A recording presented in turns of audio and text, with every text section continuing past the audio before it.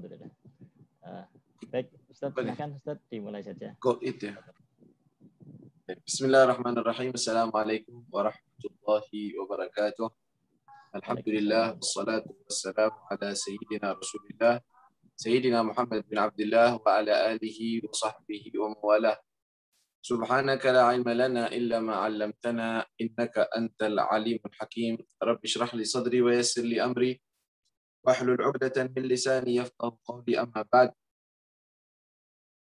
Sekian semua daripada jamaah yang hadir bersama kita bersama-sama dalam kajian kita ya, yang alhamdulillah kita masih bisa bertemu kembali walaupun melalui aplikasi, melalui jarak jauh, tetapi alhamdulillah Allah Subhanahu wa taala berikan kesempatan kepada kita semua, diberikan sehat walafiat. Mudah-mudahan Allah Subhanahu wa taala sempurnakan sehat walafiat kepada kita semua, dan mudah-mudahan segera diangkat daripada wabah penyakit yang ada, dan semua yang sakit mudah-mudahan Allah berikan kesembuhan, dan mudah-mudahan juga yang sudah meninggalkan kita wafat atas karena wabah atau karena yang lainnya, mudah-mudahan Allah angkat derajatnya, Allah ampuni dosa-dosanya, amin ya rabbal alamin. Ma'asyiral muslimin wal muslimat, al-ahibba rahimahullah. Dalam kajian kita membahas mengenai sirah Rasulullah sallallahu alaihi wasallam, perjalanan hidup Nabi Muhammad sallallahu alaihi wasallam, di mana pertemuan terakhir kita mengenai tahun kedua dari hijrah Rasul sallallahu alaihi wasallam ke kota Madinah. Lalu kita juga sudah membahas mengenai kejadian yang terjadi di tahun kedua tersebut. Salah satunya yang terjadi di tahun tersebut adalah Ghazwatu Badr, peperangan Badr Al-Kubra. Dan kita sudah menyimak daripada pembahasannya, walaupun masih banyak daripada rincian-rincian yang ada di dalam pembahasan tersebut, itu mungkin bisa ditelaah lagi dan dibaca lagi dan dikaji lagi di tempat-tempat yang lain atau dalam keadaan-keadaan yang lebih luas lagi. Kita akan membahas mengenai tahun ketiga. Apa saja kejadian-kejadian penting yang terjadi pada tahun ketiga setelah hijrahnya Rasul sallallahu alaihi wasallam, yang mana kejadian yang paling besar yaitu terjadi di tahun ketiga ini adalah peperangan Uhud. Ya, sebelumnya salah satu kejadian di tahun ketiga yaitu disebutkan oleh Imam Al-Amiri dalam kitab sirahnya dan yang lainnya, bahwa Rasul sallallahu alaihi wasallam di tahun tersebut menikah dengan Sayyidatuna Hafsah binti Umar ibn Al-Khattab radhiyallahu taala anhu. Karena sebagaimana kita tahu, salah satu istri Rasul sallallahu alaihi wasallam adalah Hafsah, putri daripada Sayyidina Umar. Jadi Sayyidina Umar adalah mertua Rasul sallallahu alaihi wasallam. Ketika itu Sayyidatuna Hafsah adalah janda yang mana nama suaminya adalah Khunais bin Hudzafah As-Sahmi Al-Badri. Fatufi'a anha bil Madinah. Dia suaminya termasuk orang yang ikut peperangan Badr, kemudian meninggal dunia di kota Madinah setelah wafat dan selesai daripada iddahnya. Sayyiduna Umar bin Al-Khattab, sang ayah yang ingin anaknya memiliki ada seorang suami yang menjaganya, orang yang baik, lalu dia berusaha untuk menawarkan putrinya tersebut kepada beberapa orang sahabat yang dia lihat orangnya soleh, orangnya baik. Dia tidak gengsi untuk menawarkan anaknya, bukan berarti murahan, tetapi memang ingin mendapatkan suami atau pengganti yang baik. Maka dia pun menawarkan Hafsah kepada Sayyidina Abu Bakar Siddiq radhiyallahu ta'ala, karena dekat akrab dengan Sayyidina Abu Bakar dan lihat kesolehan Sayyidina Abu Bakar Siddiq radhiyallahu ta'ala. Dia pun mengatakan, wahai Abu Bakar, Hafsah sekarang menjanda, apakah kau mau menjadi suami daripada Hafsah? Lalu Sayyidina Abu Bakar tercengang dengan ucapan tersebut, diam. Dia tidak menjawab. Dia bilang, tidak dijawab apa-apa, dan meninggalkan Sayyidina Umar dengan pembahasan yang lainnya. Pembahasan kita dicuekin, dia didiamkan. Kemudian tidak lama kemudian, ternyata Rasul sallallahu alaihi wasallam melamar daripada Hafsah dan dinikah oleh Rasulullah sallallahu alaihi wasallam. Kemudian setelah dilamar oleh Rasul, Sayyidatuna Hafsah, itu Sayyidina Abu Bakar datang kepada Sayyidina Umar, dia mengatakan, "Wahai Umar, aku ingin meminta maaf kepadamu. Mungkin engkau merasakan sesuatu dalam hatimu karena ketika engkau menawarkan Hafsah kepadaku, saya tidak berbicara apa-apa. Saya diam." "Iya," kata Sayyidina Umar. "Kenapa engkau diam saja? Tidak menjawab iya dan tidak jawab tidak?" "Karena saya takut kalau saya jawab nanti urusannya panjang." "Kenapa?" "Karena saya sudah mendengar Rasulullah SAW menyebutkan mengenai Hafsah. Dan saya ada kemungkinan bahwa Rasulullah ingin melamarnya. Saya takut. Kalau seandainya Rasulullah melamarnya, saya sudah lebih mendahului Rasulullah SAW. Dan saya khawatir kalau saya bilang kepadamu, nanti ternyata Rasulullah tidak jadi, engkau akan kecewa. Karena saya belum tahu kepastiannya dari Nabi SAW. Karena itu saya diam dan saya meminta maaf atas mungkin kesalahpahaman dalam hal tersebut. Ya, kita lihat bagaimana para sahabat Nabi SAW, mereka tidak gengsi untuk bahkan menawar. Makanya kata para ulama, tidak apa-apa bagi seorang wali atau seorang wali al-amr, yaitu orang tua, seorang wanita atau apa, untuk menawarkan putrinya kepada seseorang yang dinilai soleh. Tapi dengan tata krama dan cara yang baik, tanpa membuat malu atau tanpa dengan cara-cara yang baik. Lalu kemudian juga di tahun tersebut, tazawwaja Utsman radhiyallahu taala anhu bi Ummi Kulthum binti Rasul sallallahu alaihi wasallam. Sayyidina Utsman bin Affan, salah satu sahabat Rasul SAW dan menantu Rasulullah. Pertama kali Rasulullah menikahkan Utsman dengan putrinya Ruqayyah. Ruqayyah, ya. Ruqayyah ini wafat pada tahun kedua, yang pada pembahasan yang lalu di peperangan Badar, beliau Sayyidina Utsman bin Affan tidak diizinkan oleh Rasulullah untuk ikut bersama-sama para sahabat yang lainnya untuk perang, untuk pergi dalam perang tersebut. Karena apa? Karena ketika itu putri Rasulullah, Ruqayyah, sedang dalam keadaan sakit. Maka Rasulullah mengatakan kepada Sayyidina Utsman untuk duduk bersamanya, menemaninya di rumah. Sayyidina Utsman pun mengikutinya. Tetapi subhanallah, setelah pulang Rasulullah SAW, didapati putrinya sudah meninggal dunia. Dan Rasulullah memberikan jatah kepada Sayyidina Utsman seperti bagaikan dia pergi di dalam peperangan tersebut. Artinya, walaupun dia tidak hadir dalam peperangan, karena biasanya yang dapatkan jatah dari ghanimah atau perang atau yang lainnya adalah orang-orang yang ikut serta dalam peperangan. Yang lain tidak punya jatah itu, jatahnya lain, jatah secara umum. Tapi jatah seperti seseorang yang ikut perang, itu harusnya kepada orang yang ikut perang saja. Tetapi Sayyidina Utsman mendapatkan itu karena perintah Rasulullah SAW untuk tidak pergi kemana-mana, jaga daripada putri. Dan di tahun selanjutnya, tahun ketiga yang kita bahas ini sekarang, Rasulullah SAW menikahkan putrinya yang satu lagi, yaitu Ummu Kulthum, kepada Utsman bin Affan. Yang tentunya status daripada Ruqayyah sebelum menikah dengan Sayyidina Utsman adalah janda, pernah menikah sebelumnya. Dan Ummu Kulthum juga dalam keadaan janda juga. Lalu dinikahkan kepada Sayyidina Utsman bin Affan. Lalu dalam hadis yang lain disebutkan bahwa Rasulullah SAW mengatakan, ya, setelah wafat, karena tidak lama kemudian selang beberapa tahun, Ummu Kulthum juga wafat. Putri Rasulullah SAW tersebut wafat. Lalu Rasulullah berkata, "Lau kana indi arba'una bintan, lazawwajtu Utsmana wahidan ba'da wahidah hatta la yabqa minhunna wahidah." Kalau seandainya saja saya punya 40 anak perempuan, saya akan nikahkan kepada Utsman bin Affan. Kalaupun meninggal, saya akan nikahkan lagi sampai habis 40-40-nya saya akan berikan dan nikahkan kepada Utsman bin Affan. Ya, itu menunjukkan keistimewaan kedudukan Sayyidina Utsman bin Affan di hati Rasulullah SAW. Dan di dalamnya juga, di tahun itu juga, Rasulullah SAW tazawwaja SAW Zainab binti Khuzaimah ummul masakin al-Hilaliyah wa labithat indahu syahrain aw thalathatan wa matat. Rasulullah SAW punya istri namanya yang bernama Zainab itu dua. Zainab binti Jahsh, dan Zainab binti Jahsh ini wafatnya setelah wafatnya Rasulullah SAW. Dan istri yang pertama, istri yang namanya Zainab juga, yaitu Zainab binti Khuzaimah, Ummul Masakin Al-Hilaliyah. Nah, dia menikah dengan Zainab binti Khuzaimah dan selang 2 bulan atau 3 bulan wafat, meninggal daripada Zainab binti Khuzaimah tersebut radhiyallahu taala. Dan di tahun itu juga lahir Sayyiduna Al-Hasan bin Ali bin Abi Thalib, cucu Rasulullah sallallahu alaihi wasallam, anak daripada Sayyidatuna Fatimah Az-Zahra di bulan Ramadan sebelum itu.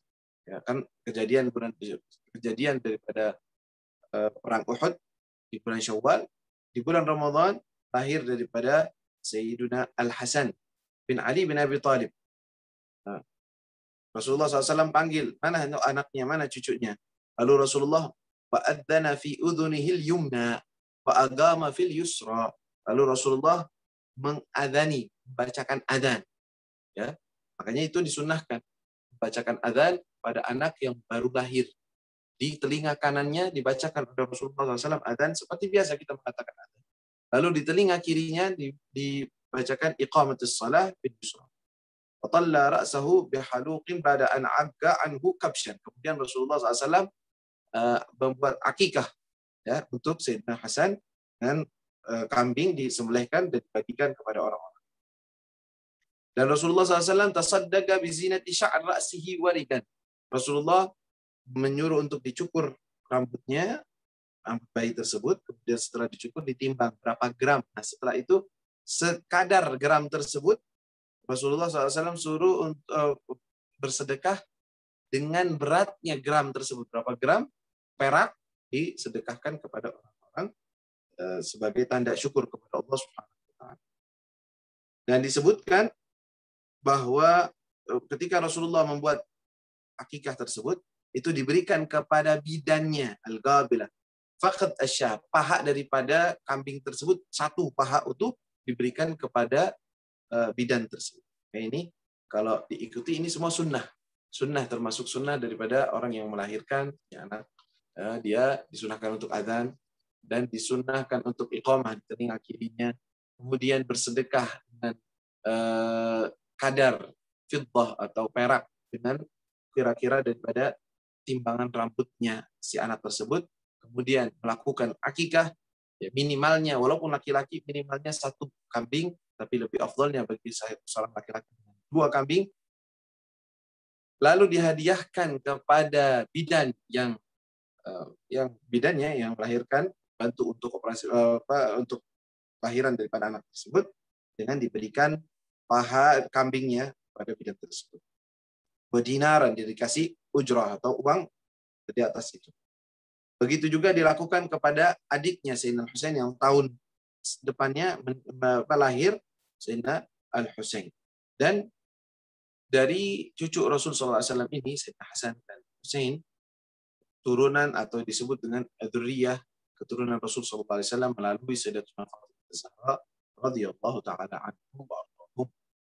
Dan di tahun ini juga kejadian yang tadi kita sebutkan, bahwa kejadian peperangan Uhud. Uhud, nama Uhud adalah nama gunung. Nama gunung di dekat kota Madinah, namanya Uhud. Perang ini dinamakan perang Uhud. Kenapa? Karena memang kejadiannya di bawah daripada perang di kisaran gunung tersebut. Maka pada tahun ketiga ini tadi, di bulan Syawal atau pertengahan bulan Syawal, terjadi peperangan Uhud. Dan peperangan ini disebabkan kenapa?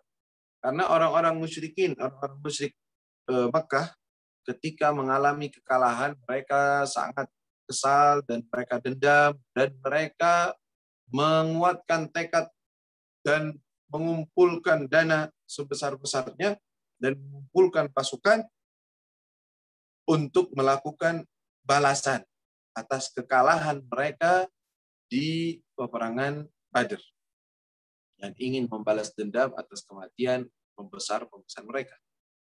Mereka pun kumpulkan, yang mana terkumpul di situ 1.000 pasukan. 3.000, maaf. Ya, 1.000 nanti orang-orang muslimin. Terkumpul oleh orang-orang musyrikin 3.000 pasukan, dan banyak dari mereka yang berkuda. Ya. Disebutkan bahwa ketika itu Abu Sufyan dengan juga para teman-temannya yang lainnya yang mengepalai daripada peperangan tersebut adalah Abu Sufyan. tentunya Abu Sufyan ini nanti akan memeluk Islam. Juga yang berada di dalam peperangan tersebut yang sebelah kanan, sayap sebelah kanan Khalid bin Walid sebelum memeluk Islam, dan Ikrimah bin Abi Jahal di sebelah kirinya sebelum memeluk Islam. Mereka ingin membalas dendam atas kekalahan terjadi dan matinya orang tua mereka di perang Badar. Lalu kemudian Rasulullah SAW diberitahukan bahwa orang-orang Quraisy telah mempersiapkan diri mereka untuk memerangi kalian. Tidak lama kemudian Rasulullah SAW bermimpi, dan Rasulullah bermusyawarah dan menceritakan mimpi tersebut kepada para sahabat. Rasulullah mengatakan dalam hadis riwayat Imam Muslim bahwa Rasul mengatakan, "Inni ra'aitu fi manami anna fi sayfi tulmah wa anna baqaratan li tudbah wa anni adkhaltu yadi fi dir'in hasinah."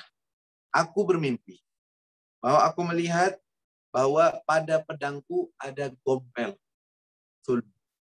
Pedangku terlihat gompel, ada pecahan. Dan aku melihat di hadapanku seekor sapi milikku disembelih.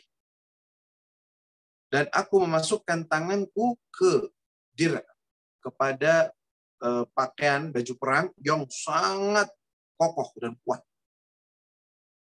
Lalu beliau menceritakan makna mimpi tersebut. Bata'awwalaha anna nafaran min ashabihi yubtadu. Ini artinya mungkin ada arti pedang yang terputus atau tergompel tersebut adalah sebagian dari sahabat-sahabatnya ada yang akan terbunuh. Wa anna rajulan min ahli baitihi yusab. Adapun makna daripada sapi yang tersembelih di hadapan Nabi SAW milik Nabi, itu artinya adalah salah satu daripada keluarga Nabi akan ada yang terbunuh di waktu dekat.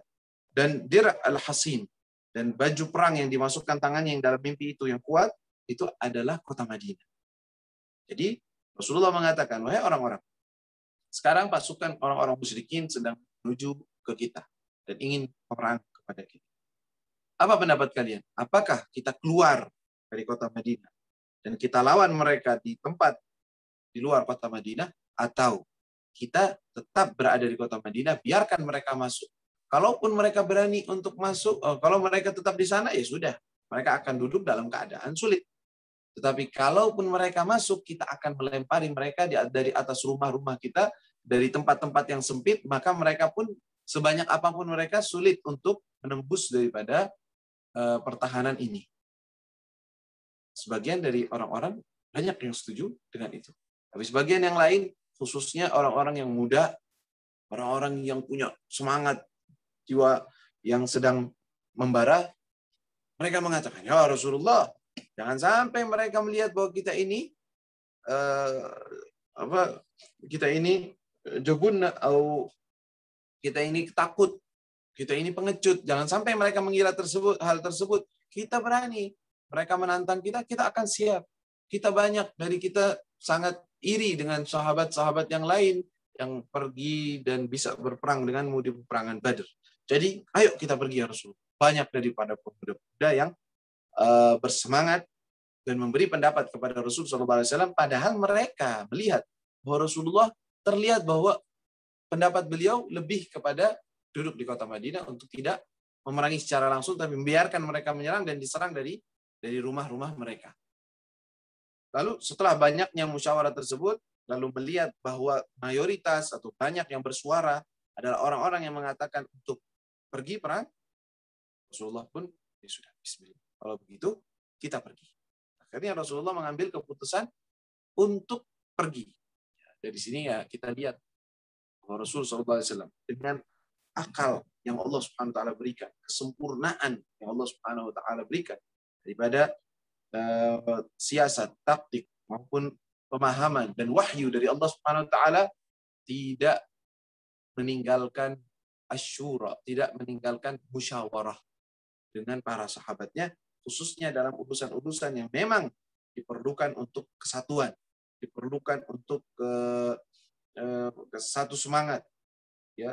Maka Rasulullah SAW bermusyawarah dengan mereka sebagaimana firman Allah Subhanahu wa taala, perintah dari Allah, wasyawirhum fil amr, dan musyawarahlah dengan mereka dalam urusanmu, wahai Muhammad sallallahu alaihi wasallam. Kemudian ketika Rasulullah SAW masuk ke rumahnya, ya udah kita siap-siap perang. Rasulullah SAW mulai gunakan pakaian-pakaian khusus, pakaian perang.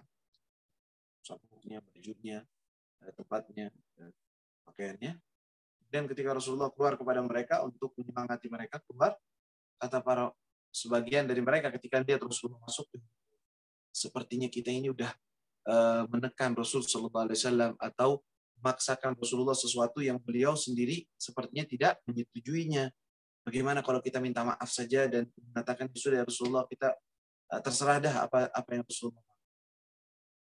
Mereka pun mengatakan itu. Setelah Rasulullah keluar, mereka bilang, ya Rasulullah, mungkin engkau merasa bahwa kami menekan kepadamu dan kami sedikit memaksakan kepadamu, maka ya Rasulullah kami sudah tidak, artinya tidak memaksakan, mau keluar atau tidak, kita setuju ya Rasulullah. Kalau engkau mau keluar, tidak keluar pun, ayo ya Rasulullah. Setelah menggunakan pakaian perangnya dan sudah bahasa kita sudah ketok palu, Rasulullah mengatakan, la, tidak bisa sekarang. Maka nali nabiyyin idza labisa ma yanbaghi li nabiyyin idza labisa lamatahu an yada'aha hatta yuqatil. Tidak bisa bagi seorang nabi kalau sudah menggunakan pakaian perangnya, artinya sudah bertekad dan ketok palu dalam suatu keputusan musyawarah untuk kembali, untuk tidak sampai dia memerangi daripada musuhnya. Di sini pelajaran penting bagi seseorang yang memiliki majmu'ah, bagi orang yang memiliki perkumpulan. Apabila dia sudah mengambil keputusan dan dilihat keputusan tersebut tidak menyalahi daripada aturan-aturan yang lainnya atau apapun, kalau sudah diambil satu keputusan, ya sudah, bismillah, jalankan. Ya, jangan sampai menjadi orang yang disebut dengan pelin-pelan. Nanti dia ngambil keputusan, sebentar lagi katanya enggak bagus kayak gini kan, akan berubah lagi keputusannya. Ini akhirnya membuat orang-orang yang mengikutinya tidak memiliki tekad yang kuat.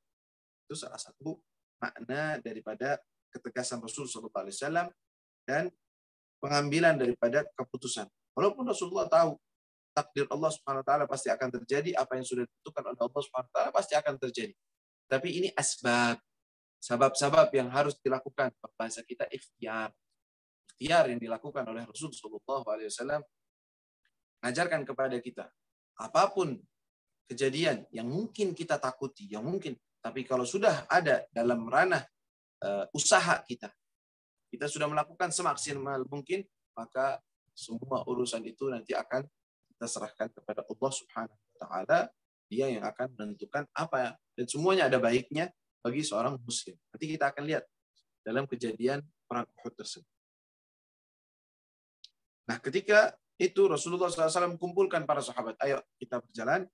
Ternyata terkumpul dari orang-orang pasukan Rasulullah SAW 1.000 orang. Termasuk yang ikut dalam musyawarah. Ya, seseorang yang disebut dengan Abdullah bin Ubay. Yang mana orang tersebut adalah Ra'sul Munafiqin. Kepalanya orang-orang yang munafik. Munafik di sini artinya orang yang menunjukkan Islam secara zahirnya dan batinnya sama sekali tidak mempercayai Nabi. Dia sama sekali. Dia hanya mengikuti Nabi karena maslahat saja. Karena untuk cari aman posisi. Akhirnya dia orang ini, Abdullah bin Ubay, adalah orang yang selalu mencari yang paling aman.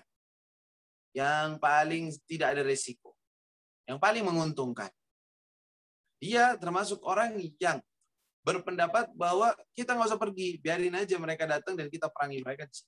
Ternyata malah Rasulullah SAW mengambil keputusan dari para pemuda-pemuda yang bersemangat itu dan meninggalkan pendapat dia, walaupun itu juga sependapat dengan Nabi SAW, tetapi karena memang musyawarahnya akhirnya disepakati dengan hal tersebut, ya sudah. Ketika pergi dalam peperangan tersebut, 1.000 pasukan dari Nabi SAW, ternyata Abdullah bin Ubay ini dengan teman-temannya mulai berbisik-bisik, mulai berbicara masing-masing. Kita udah suruh gini, tapi kok nggak dikerjakan. Malah kita berpendapat begini, malah dia ikutin pendapatnya para pemuda. kita dicuekin, kita begini. Kalau begini, percuma kita perang. Mana ada 1.000 melawan 3.000, kita bakal kalah. Nggak bisa. Sudah, kita pulang. Pokoknya saya pulang. Dia dan rombongannya. Dan orang-orang yang terpengaruh daripada ucapannya sampai ada 300 orang. Dari orang-orang yang sudah 1.000 itu keluar dan pulang ke kota Madinah, tidak ikut dalam peperangan. Ya. Biar kita tahu bahwa dalam peperangan atau dalam kehidupan Nabi SAW pun ada orang-orang yang semacam itu, ada orang-orang yang membuat mengembosi daripada perjuangan Rasulullah SAW, dan mereka malah membuat orang lain mundur, tetapi memang dasarnya adalah an-nifaq. Nifaq artinya kemunafikan. Dia tidak mau untuk resiko, dia tidak mau tidak menganggap bahwa kalau mati dalam keadaan syahid, tidak. Dia mengira bahwa hal ini adalah hal-hal yang biasa saja atau untuk mendapatkan keuntungan. Lalu Rasulullah tetap berjalan dengan para sahabatnya, yaitu sekarang posisi mereka dalam jumlah 700 orang.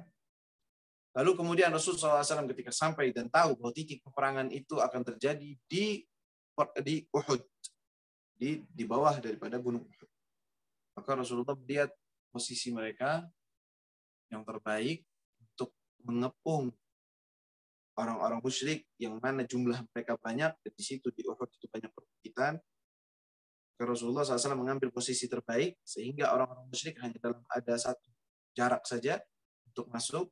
Dan paling bahayanya posisi adalah ketika orang-orang musyrik itu bisa melewati daripada bukit yang ada di belakangnya Rasulullah SAW. Jadi titik yang paling rawan pada pasukan Nabi adalah bukit yang ada di belakang. Maka bukit tersebut Rasulullah taruh 50 orang dengan panahan. Dengan ini mereka siap. Siapa saja orang yang ingin melewati daripada bukit tersebut dari belakang, yang mana itu titik terlemah daripada pasukan Rasul, maka bisa ditahan dengan adanya panahan dan pemanah di titik tersebut. Subhanallah. Rasulullah bilang kepada mereka, duduklah kalian di sini. Ya. Duduklah kalian di sini. La tabrahu makanakum in ghalabna aw ghulibna. Lalu Rasulullah SAW memerintahkan beberapa sahabat yang bernama dikepalai dengan Abdullah bin Jubair. Abdullah bin Jubair. Duduk, Abdullah bin Jubair, engkau dengan para teman-temanmu yang lain, diatur posisinya, dan kata Rasulullah SAW, duduklah kalian di sini. Jangan kalian pindah dari tempat ini. Walaupun kalau kalian melihat kita menang di sana, jangan kalian turun dari tempat ini. Kalaupun kalian melihat kita kalah, jangan kalian pindah dari tempat ini. Rasulullah SAW sudah memberi nasihat dengan semaksimal mungkin. Tetapi takdir Allah Subhanahu wa Ta'ala dan ketentuan yang Allah sudah tentukan pasti akan berjalan dan terjadi. Apa yang terjadi? Mulailah peperangan antara orang-orang musyrik dengan Nabi Muhammad SAW dengan pasukan. Terjadi peperangan dalam selang waktu yang tidak begitu lama. Dalam peperangan tersebut yang begitu sengit, Rasulullah dengan para sahabatnya dengan taktik-taktik yang begitu jenius bisa memukul mundur para pasukan orang-orang musyrik, dan mereka terkocar-kacir. Dan ketika peperangan itu orang-orang musyrik saking tekadnya yang kuat, mereka mengatakan kita akan pergi dengan 3.000 pasukan dengan begini dan begitu, dan membawa perempuan bersama kita agar duduk di belakang kita, menyemangati kita, dan agar kita tidak berani untuk mundur. Saking tekad kuat mereka. Dan mereka tahu, kalau udah mundur, ya repot, nanti kalah lagi. Akhirnya, ketika dalam peperangan pada awal-awalnya, Rasulullah SAW dan para sahabatnya menang. Dan bisa memukul mundur para orang-orang musyrikin. Dan para perempuannya pada teriak-teriak, kenapa kalian lari, kenapa kalian lari, kenapa kalian lari, dan mempermalukan orang-orang yang kabur dan lari. Kita lihat bagaimana kehebatan daripada taktik yang dilakukan oleh Rasulullah SAW dengan para sahabat. Tidak lama kemudian, ketika Rasulullah SAW mulai memukul mundur mereka, disinilah terjadi celah yaitu orang-orang yang ada di Jabal Rumah atau bukit yang ditetapkan oleh Rasul SAW. Itu mereka mengatakan, kita menang, ayo udah mereka terpukul mundur. Orang-orang sedang mengumpulkan rampasan perang. Tuh, yang dapetin pedang, yang dapetin panahan, yang dapetin baju perang. Kita mau kumpulkan juga. Ayo, udah menang, udah kelar, udah selesai. Kata ketuanya, yaitu Abdullah bin Jubair, yang mengatakan, nggak boleh. Jangan kalian turun. Rasulullah SAW merintahkan kita tetap di sini. Ini kita udah menang. Ngapain lagi? Kita juga ingin bareng-bareng sama mereka dalam mengambil dan mengumpulkan rampasan perang tersebut. Akhirnya mereka tidak mendengarkan. Turun mayoritas dari mereka. Tinggal tersisa beberapa orang, segelintir orang. 10 atau sekitaran segitu. Tetap berada pada tempat. Turunlah mereka. Jika mereka turun, pasukan daripada Khalid bin Walid yang menggunakan kuda ratusan pasukannya melihat celah titik terlemah dari pasukan Nabi kosong. Kok orangnya tinggal segitu? Dia lihat, wah ini kesempatan. Kalau kita bisa menerobos dari situ, kita bisa mengalahkan mereka. Dan dia bergerak.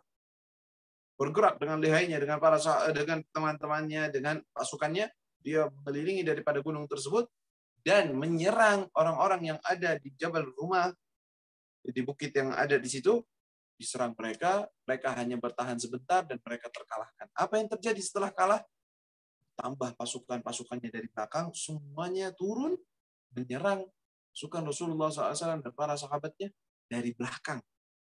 Serangan dari belakang, sehingga mereka bingung dan terkocar-kacir, tidak ada taktik, tidak ada rencana, tidak tahu bagaimana harus memposisikan diri, bagaimana mereka di kanan, mereka di kiri, semua berantakan. Apa yang terjadi? Mulai orang-orang berperang dengan masing-masing. Nggak tahu posisi yang lain di mana, posisi ini di mana. Dan para sahabat banyak yang berada di sebelahnya Rasulullah SAW, khususnya orang-orang yang memang menjaga Rasulullah SAW di sekitarnya. Terjadilah perangan tersebut. Terbantai. Para sahabat banyak yang terbunuh di situ. Dan hampir mayoritas dari 700 orang tersebut terluka. Rasulullah SAW dijaga oleh beberapa sahabat yang mana mereka menjaga dari anak panah yang mengarah ke arah Rasulullah SAW. Dan sebagian dari mereka menggunakan tubuhnya untuk membentengi Nabi Muhammad SAW.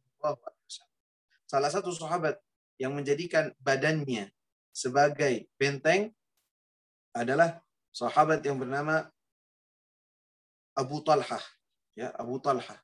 Dan dia menjadi tirs Nabi SAW, menjadi penjaga, ya kayak tamengnya Nabi SAW. Abu Talhah, dia berada di depan Nabi SAW dan juga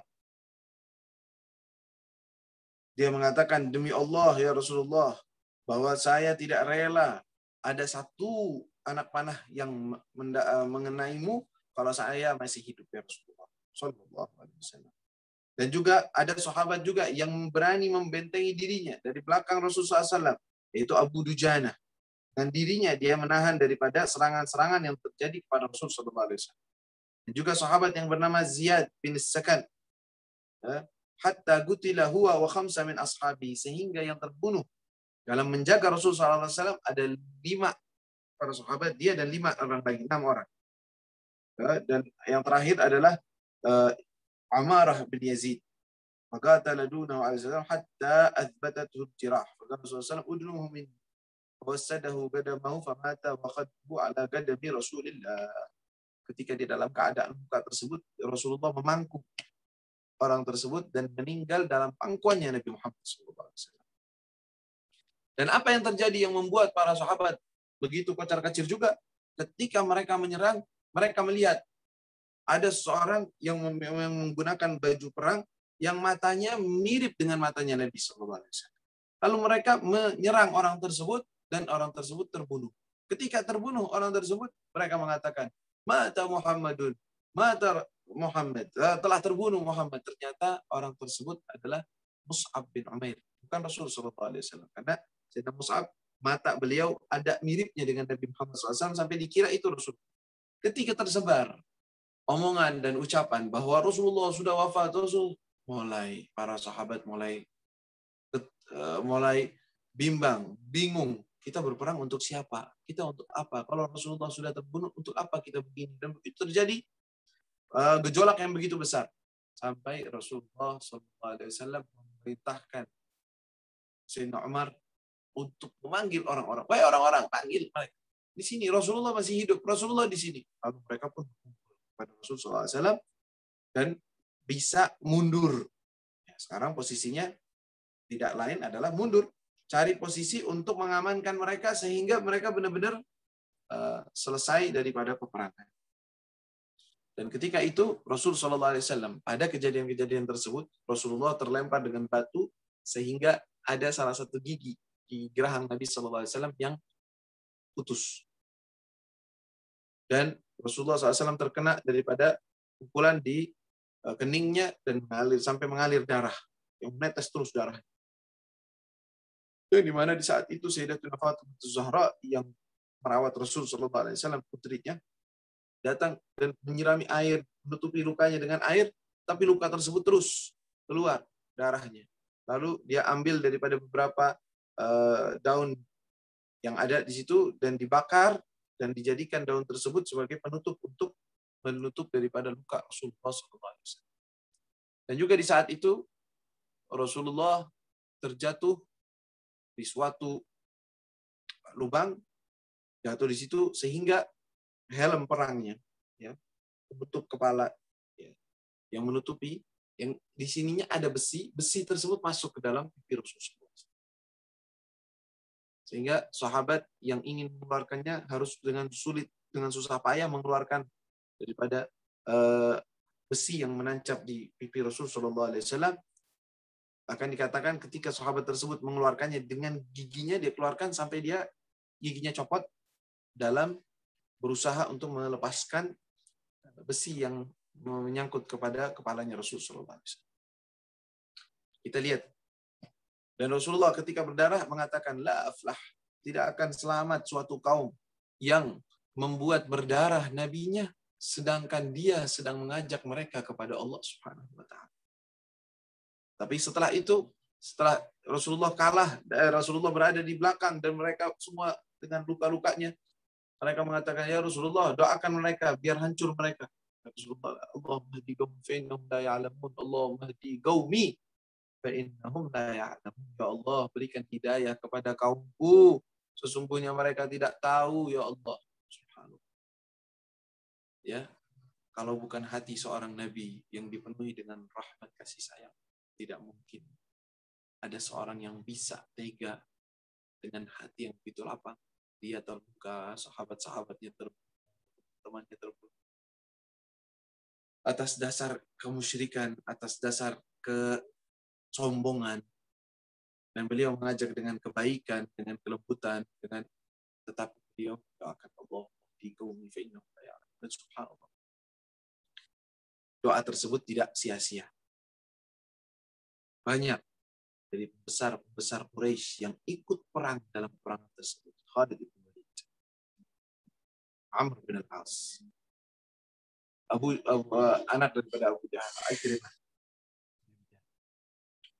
Safwan, Umayyah, dan juga yang lainnya, Suhail bin Amr dan yang lainnya. Pembesar Abu Sufyan sendiri sebagai kepala pembawa daripada pasukan tersebut yang memerangi Nabi SAW. Apa yang terjadi kepada mereka? Akhirnya terakhir daripada tahun-tahun mereka memeluk Islam. Subhanallah. Subuh buyutan, bahkan banyak dari mereka terbunuh ayahnya, pamannya, keluarganya, tapi hidayah dari Allah Subhanahu wa taala. Tidak lain tidak bukan berkatnya doa Nabi Muhammad SAW. Kalau seandainya Rasulullah tidak mendoakan mereka, Rasulullah melaknat mereka secara itu di waktu itu, maka mereka akan hancur, akan binasa, tidak akan Islam dan tidak akan ada mereka yang tersisa dari mereka. Tapi Rasulullah SAW tugas dan tujuan beliau bukan untuk menghancurkan orang-orang musyrik, tetapi ingin membuat atau memasukkan Islam orang-orang yang musyrik. Karena itu tujuan utama beliau, itu maksud daripada diutusnya beliau, maka sebisa mungkin, semaksimal mungkin, kalau memang tidak memerlukan untuk pertumpahan darah dan tidak ada yang terbunuh, maka itu yang paling Rasulullah SAW ingin. Tetapi kalau memang harus seperti itu, maka Rasulullah ingin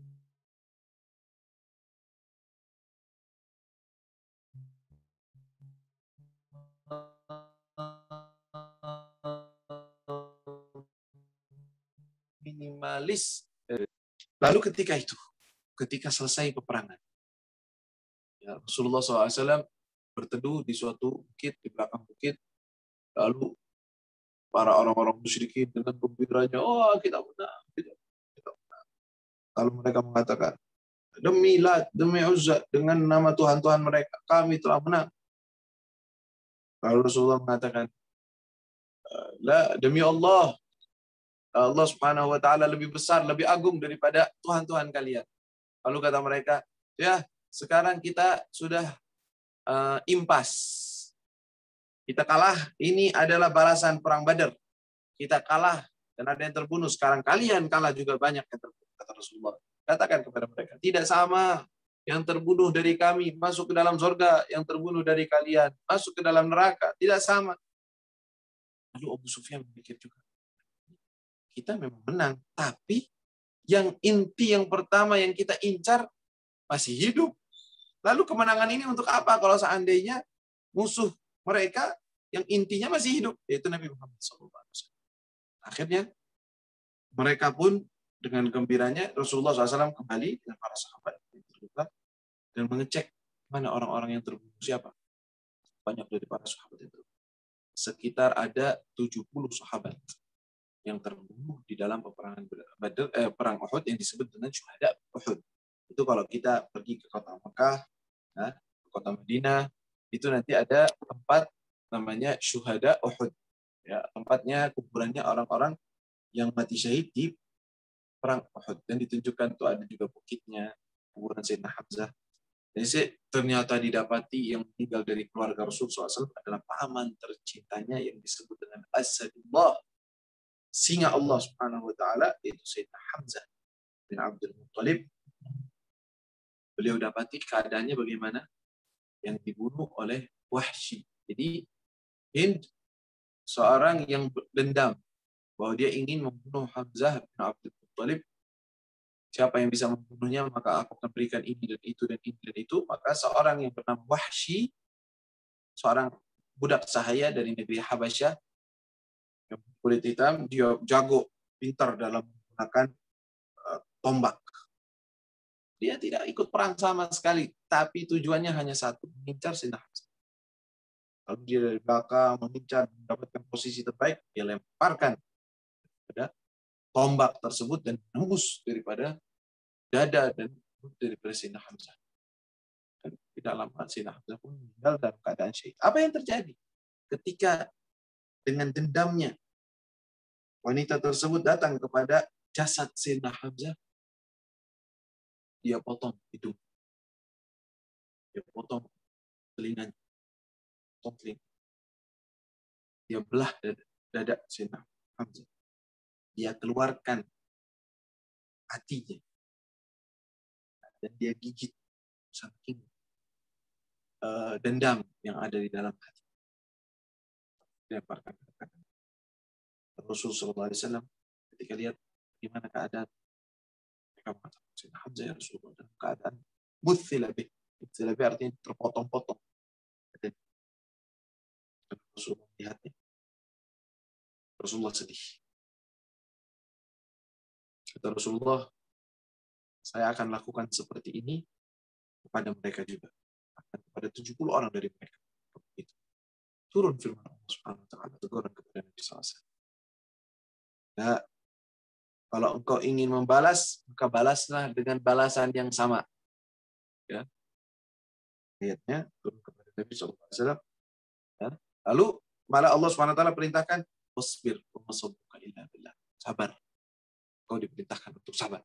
Dan tidak membalas seperti mana perbuatan mereka. Maka Rasulullah SAW tidak pernah melakukan tamfil, atau setelah terbunuhnya seseorang daripada orang musyrik yang musuh bebuyutan, lalu dipotong-potong badannya atau tubuhnya atau dimutilasi atau dilakukan, tidak pernah melakukan hal tersebut.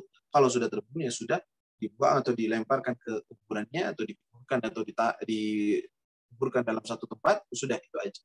Tapi tidak melakukan daripada al-muthla atau memotong-potong daripada anggota tubuh orang tersebut yang telah terbunuh.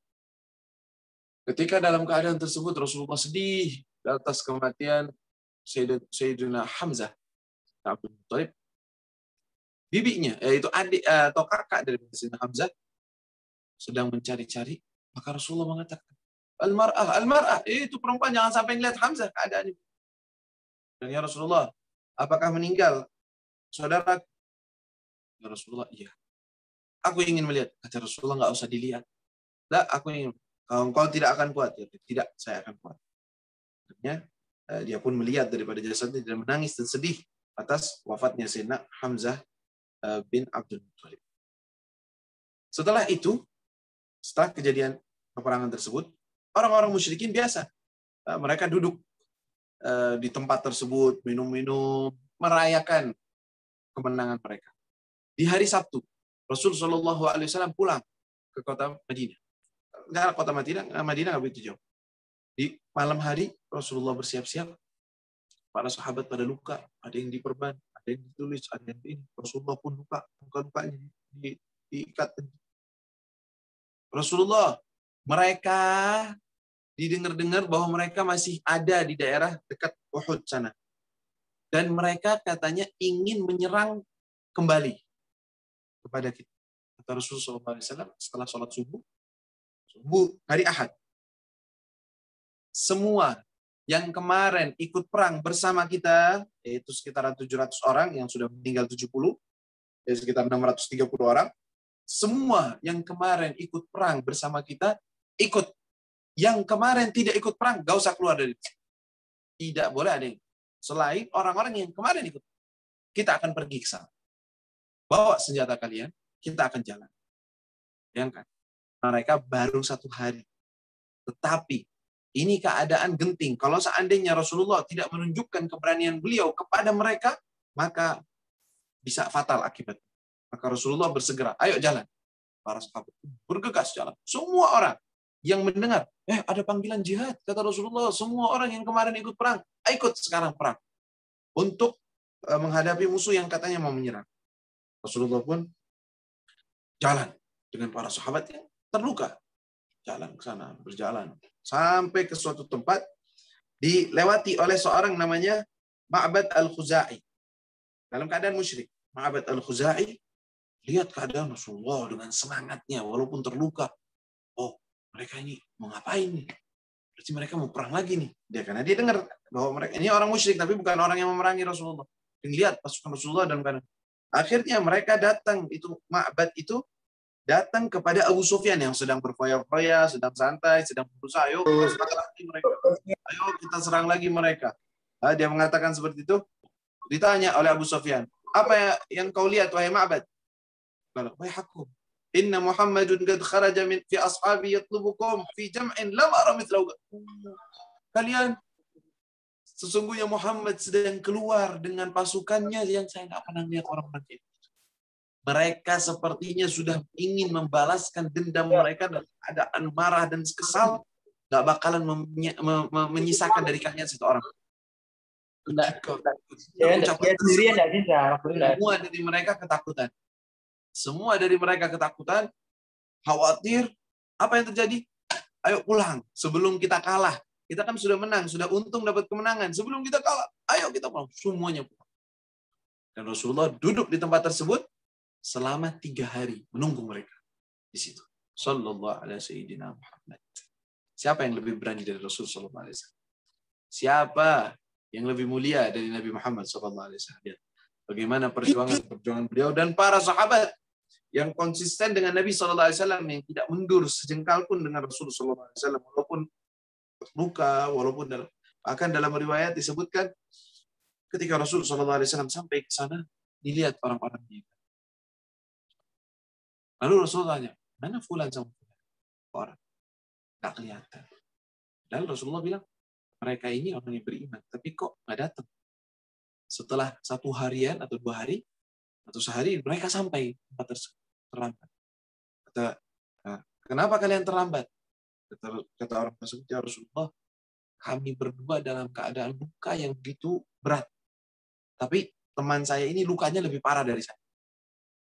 Jadi setiap kali berjalan, dia nggak mampu untuk berjalan lama.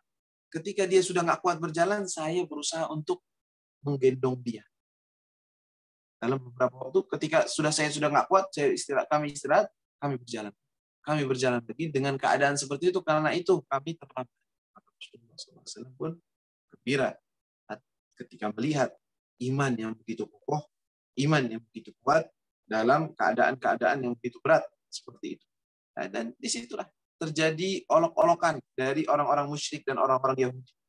Ya, yang hal tersebut diceritakan oleh Allah Subhanahu wa taala dalam Al-Qur'an dalam surat Al-Imran.